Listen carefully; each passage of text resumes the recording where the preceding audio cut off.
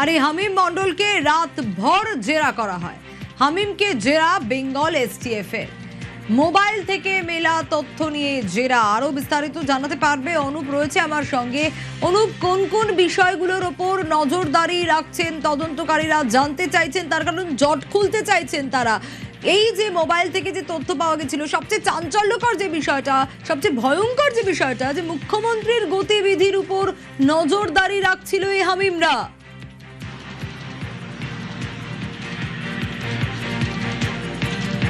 একেবারে একাধিক তথ্য পাওয়ার জন্যই বেঙ্গল এসটিএফের পক্ষ থেকে ইতিমধ্যেই হামিম মণ্ডল তাকে রাতভর জিজ্ঞাসাবাদ করা হয়। বেঙ্গল এসটিএফের পক্ষ থেকে একাধিক তথ্য তাকে জানতে চাওয়া হয়। তার মোবাইল ফোনে যে তথ্য পাওয়া গেছিল এবং দেখা যাচ্ছিল তার যে বান্ধবী অর্পিতা সরকারের সঙ্গে একাধিক চ্যাট পাওয়া গেছিল এবং এই চ্যাট পাওয়ার পরবর্তী ক্ষেত্রে কাদের সঙ্গে কিভাবে যোগাযোগ রাখছিল এবং একাধিক ব্যক্তিকে হানির ট্র্যাপে ফেলে কিন্তু অপহরণ করার এই গোটা যে পরিকল্পনা থেকে শুরু করে এই বিষয়টি কিন্তু স্পষ্ট তিনি করাচ্ছিলেন। এই সময় তথ্য তার মোবাইল থেকে পাওয়ার পরবর্তী ক্ষেত্রে ইতিমধ্যে বেঙ্গল এসটিএফের পক্ষ থেকে রাতভর হামিদ মণ্ডল তাকে জিজ্ঞাসাবাদ করা হয়েছিল। এই যে গোটা যে ঘটনা, অর্থাৎ এখনো পর্যন্ত তথ্য উঠে আসছে নিউ টাউনের যে চিনার পার্কের যে বাড়িতে মুখ্যমন্ত্রী শুভেন্দু অধিকারী থাকেন, সেখান থেকে কখন বেরোচ্ছেন বা কখন যাচ্ছেন, তার যে গোটা গতিবিধি, এই সমস্ত কিছুই কিন্তু একেবারে তিনি নজর রাখছিলেন। এই সমস্ত তথ্য যখন হামিদের কাছে পাওয়া গেছিল, এর পরবর্তী ক্ষেত্রে কি উদ্দেশ্য ছিল এবং সেই তথ্য কিভাবে কোন হ্যান্ডলারের মাধ্যমে কার কাছে পৌঁছানোর কথা ছিল, এই সমস্ত তথ্য যাচাইয়ের জন্য রাতভর একেবারে হামিমকে জিজ্ঞাসাবাদ করা হয়। এই হামিমের থেকেই জিজ্ঞাসাবাদে কিন্তু আরো তথ্য পাওয়ার চেষ্টা করছে বেঙ্গল এসটিএফ, সেই কারণেই রাতভর তাকে জিজ্ঞাসাবাদ করা হয়েছে। অন্যদিকে তার মোবাইল ফোনে যে একাধিক চ্যাট পাওয়া গেছিল অর্পিতা সরকার তার যে বান্ধবীর সঙ্গে কথোপকথনে, সেই চ্যাটেও কিন্তু একাধিক যে সমস্ত নাম্বার পাঠানো হয়েছিল, একাধিক কথোপকথন হয়েছিল এবং তার মাধ্যমে কিন্তু হানির ট্র্যাপের মাধ্যমে কিন্তু অন্য কাউকে কথোপকথন থেকে শুরু করে তাকে অপহরণ, এই গোটা বিষয় কিন্তু তাকে দিয়ে করানো হতো।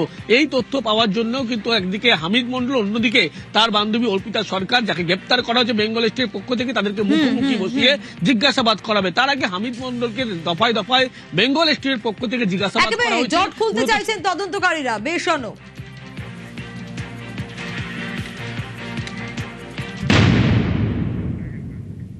এখানেই তো শেষ নয়। এই জঙ্গি যুগলের ডার্ক ওয়েব যোগ, হ্যাঁ, এই তত্ত্ব উড়িয়ে দেওয়া যাচ্ছে না। অবৈধ এলিমেন্ট এক্স অ্যাপ ব্যবহার আর অবৈধ অ্যাপেই হামিম অর্পিতা যোগাযোগ। রনক রয়েছে আমার সঙ্গে, রনকের কাছ থেকে জানতে চাইবো। রনক, একের পর এক কীর্তি তাদের আমরা দেখছি। জঙ্গি যুগলের ডার্ক ওয়েব যোগ কিভাবে কাজ করতো তারা?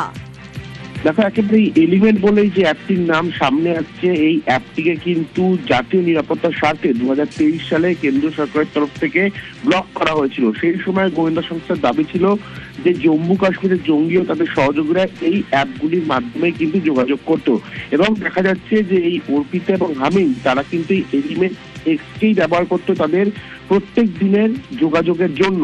এবং শুধু তাই নয়, এই চ্যাট বক্সেই তৈরি হতো অপরাধের ব্লুপ্রিন্ট, কাকে টার্গেট করা হবে, কোথায় যেতে হবে এবং যাবতীয় তথ্য আদান প্রদানের জন্য কিন্তু তারা এই অ্যাপটিকেই ব্যবহার করত, যে অ্যাপকে আগে থেকেই কেন্দ্রীয় সরকারের তরফ থেকে নিষিদ্ধ করা হয়েছিল।